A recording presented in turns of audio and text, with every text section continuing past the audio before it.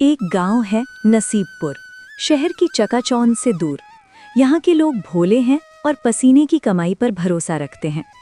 पर वक्त हमेशा एक जैसा नहीं रहता। इसी गांव के एक जर्जर से मकान में रहता है राघव का परिवार। राघव जमीन पर बैठा है, सामने बिजली का बिल और मुट्ठी भर सिक्के बिखरे हैं। उसकी पत्नी माया रसोई में बर्तन ऐसे रख रही है मानो जरा सी आहट भी घर की तंगहाली को और शोर दे देगी। माया इस महीने की गणित बैठ ही नहीं रही। फैक्ट्री की तालाबंदी के बाद जो आखिरी जमा पूंजी थी वो भी अब जवाब दे रही है। हिम्मत मत हारिए जी, कोई न कोई रास्ता तो कुदरत दिखाती ही है। जब एक राह बंद होती है तो ईश्वर 100 नहीं राहें बनाता है। राहें सिर्फ रईसों के लिए खुलती हैं माया, हम जैसे गरीबों के हिस्से में तो बस वसूली के नोटिस आते हैं। आज किराने वाले ने भी टोक दिया। बच्चों की पढ़ाई की फीस भी पहाड़ जैसी लग रही है। मुझे समझ नहीं आता क्या करूं। राघव की आवाज भारी हो गई थी। उनके बच्चे आर्यन और काव्या दरवाजे की ओट से ये सब सुन रहे थे। घर की हवा में ऐसी उदासी थी कि सांस लेना भी दूभर था। रात के खाने में सिर्फ पतली दाल और थोड़े से चावल थे। सन्नाटा गहरा था। तभी आर्यन ने चुप्पी तोड़ी।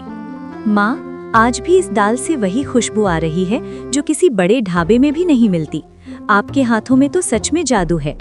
हाँ पापा, आपको याद है पिछले साल प्रधान जी के यहाँ दावत में माँ की बनाई सिंधी बिरयानी की कितनी चर्चा हुई थी। लोग कढ़ाई तक चाट गए थे। राघव ने निवाला रोक दिया। वो गहरी सोच में डूब गया। उसने माया की ओर देखा जो शर्म से आंखें झुकाए बैठी थी। माया, बिरयानी, क्या हम इसे अपना पेशा नहीं बना सकते? मेरे पास फिलहाल काम नहीं है, पर तुम्हारे पास ये अनमोल हुनर तो है। व्यापार, और वो भी मैं। घर का खाना खिलाना और बाजार में टिकना दो अलग बातें हैं, और हमारे पास लगाने को पैसा ही कहाँ है। पैसा कम है माया, पर इरादे तो ऊंचे हैं। हम बड़े शोरूम से नहीं, घर की इसी खिड़की से शुरुआत करेंगे। क्या तुम मेरा साथ दोगी? ठीक है जी, अगर आपको मुझ पर इतना भरोसा है तो मैं भी पीछे नहीं हटूंगी। उसी रात एक छोटे से हाँ ने उस घर की मुफलिसी में उम्मीद का दिया जला दिया।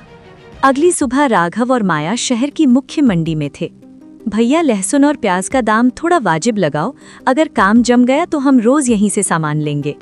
अरे भाई, जब जमेगा तब देखेंगे, अभी तो जो भाव है वही देना होगा। बाजार में आग लगी है, दुकानदार ने रूखा जवाब दिया। राघव ने उदास मन से पैसे गिने। बजट वाकई बहुत कम था। माया ने उसे आगे बढ़ने का इशारा किया।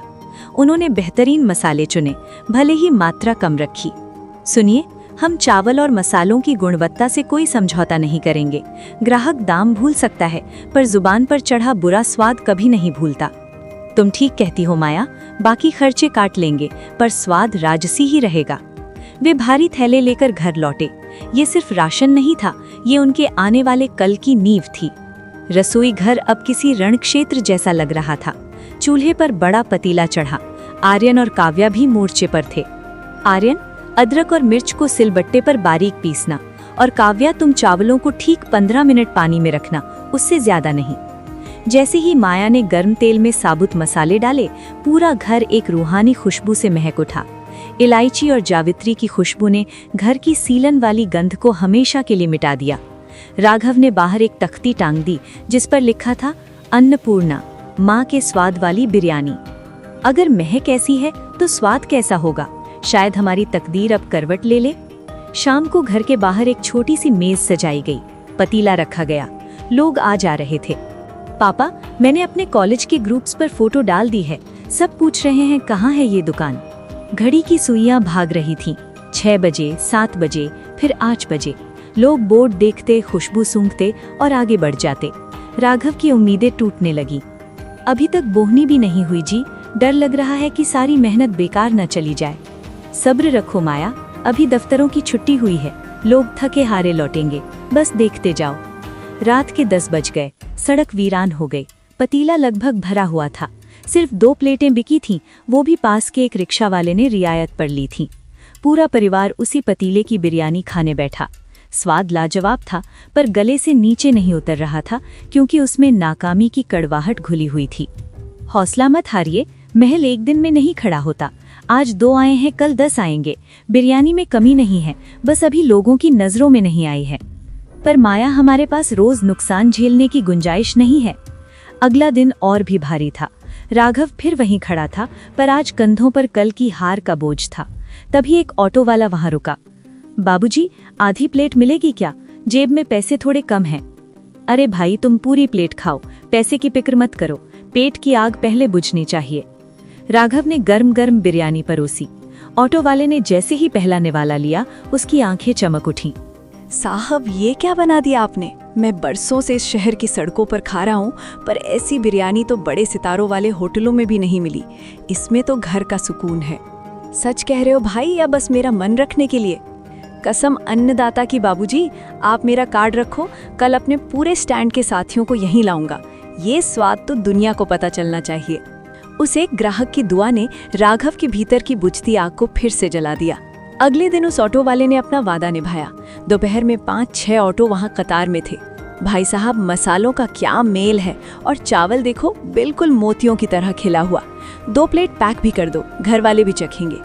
उस दिन राघव जब घर लौटा तो पतीला खाली था और दिल उम्मीदों से भरा हुआ। अगली सुबह पूरी टोली योजना बनाने बैठी। पापा, अब मांग बढ़ रही है, लोग वेज और अंडा बिरयानी भी मांग रहे हैं। लेकिन बेटा, मैं अकेले इतना सब कैसे संभालूंगी? बर्तन भी छोटे हैं। मैं हूं ना माया, मैं सुबह सब्जियां काट दूंगा, काव्या हिसाब रखेगी। हमें रिस्क तो लेना ही होगा। अब स्टॉल पर 3 अलग पतीले थे। मेहनत बढ़ गई थी, थकान जिस्म को तोड़ रही थी, पर कमाई ने मरहम का काम किया। लेकिन तभी एक नई मुसीबत आई। सड़क के नुक्कड़ पर एक शानदार दुकान खुली, नवाबों का जायका। वहां कांच के दरवाजे थे, एसी था और दाम बहुत कम।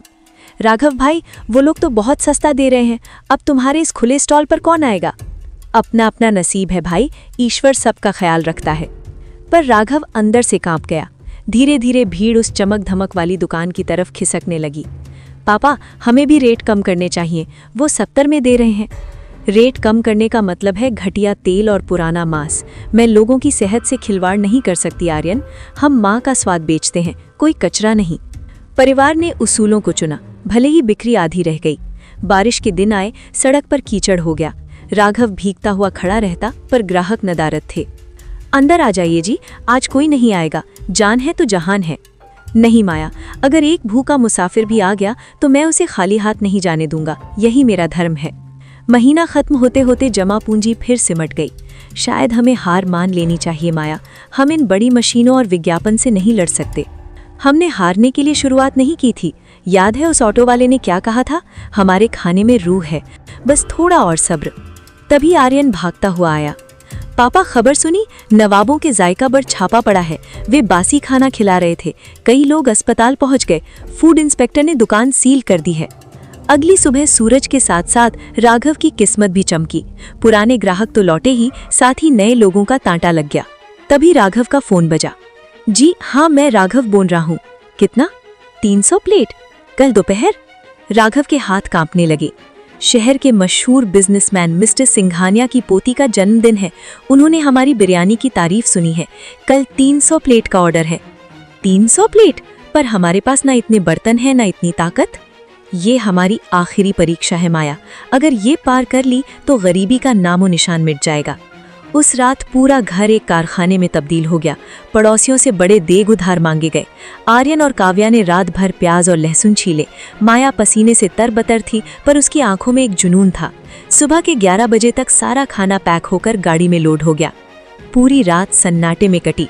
अचानक फोन की रिंगटोन गूंजी। राघव ने स्पीकर ऑन किया। राघव जी, अरे भाई क्या कमाल कर दिया। मेहमानों ने खाने की इतनी तारीफ की कि मेरा सिर फख्र से ऊंचा हो गया। पैसा मैंने ट्रांसफर कर दिया है और आगे के सारे फंक्शन के लिए आप ही हमारे पार्टनर रहेंगे। मैसेज की टिंग हुई। खाते में इतनी रकम थी कि राघव की आंखों से आंसू छलक आए। माया, हम जीत गए। 6 महीने बाद नसीबपुर गांव के उस मोड़ पर अब एक पक्का और सुंदर रेस्टोरेंट है, अन्नपूर्णा रसोई। अब वहां 50 में ही सैकड़ों ऑर्डर्स रोज आते हैं। पूरा परिवार आज भी जमीन पर बैठकर खाना खाता है। एक वक्त था जब निवाला गले से नहीं उतरता था, और आज हम शहर को खिला रहे हैं। ये सब तुम्हारी वजह से हुआ माया। नहीं जी, ये आपकी हिम्मत, बच्चों की मेहनत और ऊपर वाले के आशीर्वाद की जीत है। और ये तो बस शुरुआत है। ये कहानी थी उस बिरयानी की जिसमें सिर्फ मसाले नहीं, एक परिवार का अटूट विश्वास और प्यार मिला हुआ था। गांव का नाम था सोनपुर। न बहुत बड़ा न बहुत छोटा, एक ऐसा गांव जहां हवा की सरसराहट से ज्यादा लोगों की कानाफूसी तेज चलती थी। यहाँ कोई नया आदमी आए तो अगले ही दिन पता चल जाता है कि वो कहाँ से आया, किसके यहाँ रुका और क्या खाया। गांव के चौराहे के पास एक पुराना पीपल का पेड़ था। दोपहर के ठीक 12 बजे वहां एक शख्स अपना ठेला लेकर आता। उसका नाम था माधव। उम्र करीब 35 साल, सांवला रंग और आंखों में एक ऐसी गहराई जैसे वो बहुत कुछ सहकर अब शांत हो चुका हो। माधव जो बनाता था वो लाजवाब था, मटन चावल। लेकिन सबसे अजीब बात ये थी कि माधव उस मटन चावल का एक पैसा भी नहीं लेता था। शुरुआत में गांव वालों को लगा कि शायद किसी अमीर का बेटा है जो शौक पूरा कर रहा है। कुछ ने कहा कि कोई मन्नत होगी। लेकिन जब हफ्ता बीत गया और माधव रोज वही लजीज मटन चावल मुफ्त में बांटने लगा तो गांव के लोग सकते में आ गए। माधव की सबसे पहली ग्राहक रोज की तरह पार्वती दादी थीं।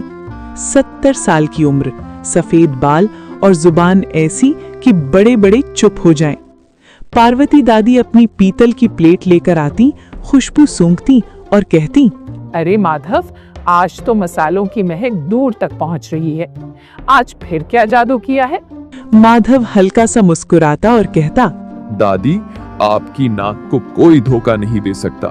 पार्वती दादी प्लेट लेते हुए आवाज नीची कर लेती, बेटा, ये जो तू कर रहा है ये कब तक चलेगा? मटन और चावल मुफ्त में नहीं आते। अपनी गृहस्थी का भी सोच, थोड़ी कमाई कर लिया कर। माधव चावल का ढेर लगाते हुए बोला, दादी, आप बस स्वाद का आनंद लीजिए, बाकी सब वो ऊपर वाला देख रहा है। ऊपर वाला तो देख ही रहा है, पर नीचे वाले भी देख रहे हैं। साफ बता, इतना पैसा लाता कहाँ से है?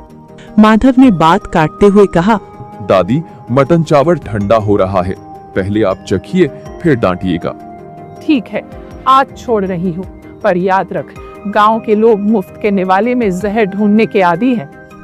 धीरे धीरे ठेले पर भीड़ बढ़ने लगी। किसान, चरवाहे और स्कूल के बच्चे सब वहां जुटने लगे। लोग खाते, उंगलियां चाटते और पीठ पीछे वही एक सवाल, मुफ्त क्यों? भीड़ में एक लड़का था, आर्यन, 20-22 साल का, थोड़ा आवारा और हद से ज्यादा जिज्ञासु। वो रोज आता, भर पेट खाता और माधव को सवालों से घेरता। एक दिन आर्यन ने सीधे पूछ लिया, माधव भाई, आज तो राज खोलना ही पड़ेगा। इतना घी, मसाले और मटन, जेब ढीली नहीं होती क्या? कमाते क्या हो? माधव ने शांति से जवाब दिया, तू पेट भरता है ना, बस उतना ही काफी है। आर्यन चिढ़ गया, ठीक है, आज नहीं तो कल मैं तेरा कच्चा चिट्ठा खोल कर रहूंगा। माधव ने बिना मुड़े कहा, जरूर कोशिश करना, बस कल खाना खाने वक्त पर आ जाना। उस शाम आर्यन ने सच में माधव का पीछा किया।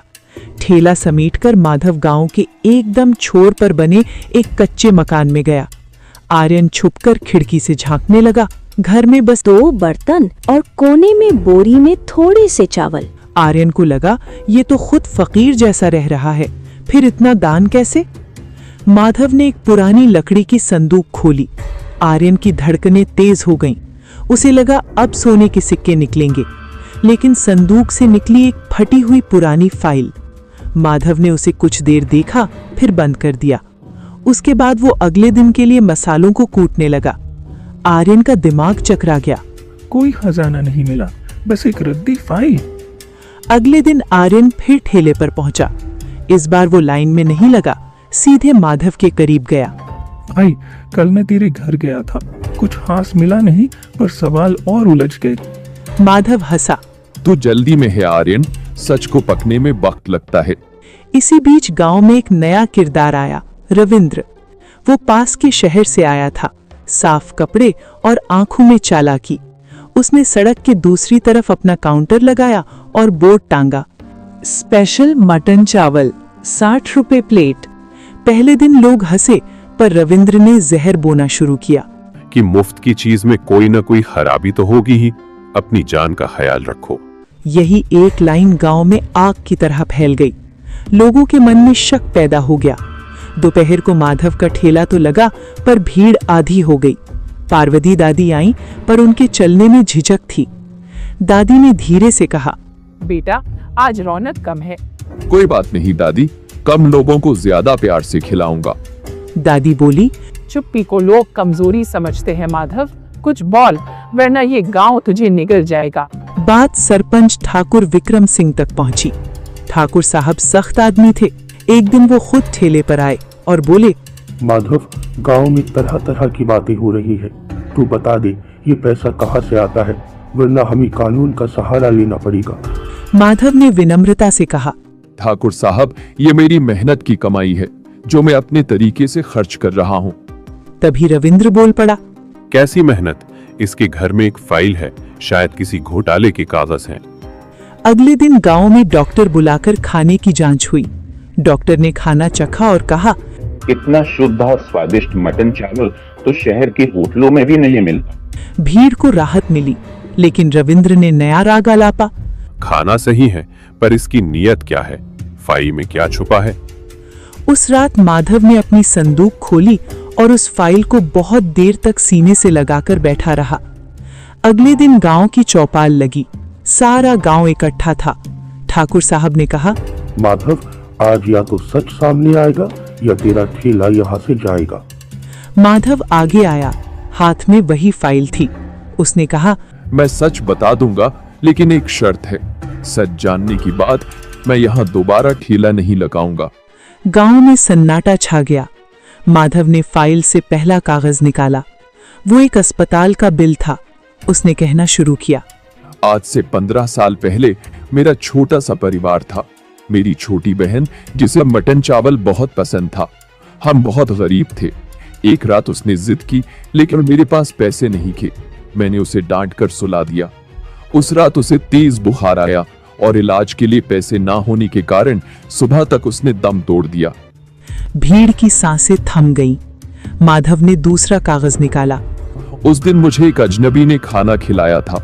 उसने कहा था, बेटा, दुनिया में सबसे बड़ी गरीबी पैसे की नहीं, बल्कि खाली पेट सोने की मजबूरी है। मैंने उसी दिन कसम खाई थी कि मैं अपनी पूरी जिंदगी मजदूरी करूंगा और जितना कमाऊंगा उससे भूखों का पेट भरूंगा, ताकि कोई भाई अपनी बहन को बिना खिलाए ना सुलाए। माधव ने तीसरा कागज निकाला। वो उसकी 12 साल की मेहनत का हिसाब था। मैंने शहर में ढाबों पर बर्तन धोए, ईंटें ढोई और पाई पाई जोड़ी।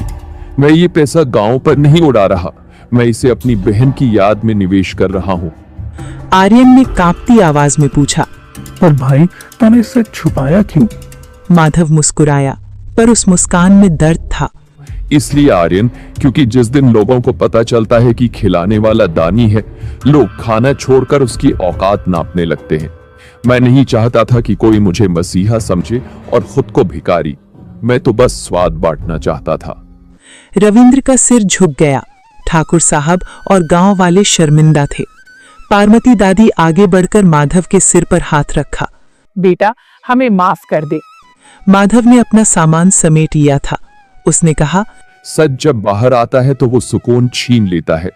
अब आप जब भी मटन चावल खाएंगे, आपको मेरा चेहरा और बड़ी कहानी याद आएगी, खाने का स्वाद नहीं। उस दिन के बाद सोनपुर के उस पीपल के पेड़ के नीचे वो ठेला फिर कभी नहीं लगा।